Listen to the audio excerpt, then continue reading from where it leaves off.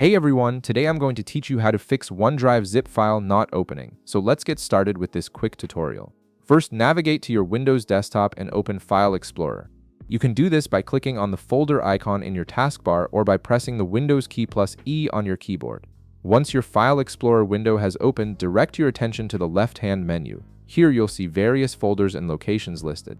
Click on the OneDrive icon to access your OneDrive folder. This is where all your synced files are stored locally on your computer. Now, from within your OneDrive folder, look for and locate the zip file that's been giving you trouble. The reason zip files sometimes appear not to open is because they're compressed archives, meaning the files inside are packaged together and need to be extracted first before you can actually access their contents. You can't simply double-click and use them right away like regular files.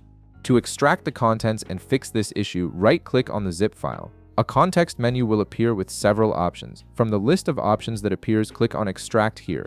This option tells Windows to unpack all the compressed files directly into the same OneDrive folder where the zip file is located, making it quick and convenient to access them immediately. After clicking Extract here, you'll need to wait a moment for the extraction process to complete. Depending on the size of the zip file and the number of files it contains, this could take anywhere from a few seconds to a couple of minutes. You'll see a progress indicator showing you how the extraction is proceeding. Once the extraction process finishes, you'll see the extracted files appear right there within your OneDrive folder. These files are now fully accessible and ready to use. You can open them, edit them, or move them just like any other regular file on your computer.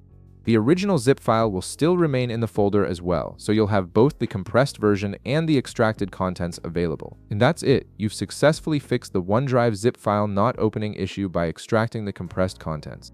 If this video helped you out, be sure to leave a like, subscribe, and I'll see you in the next one.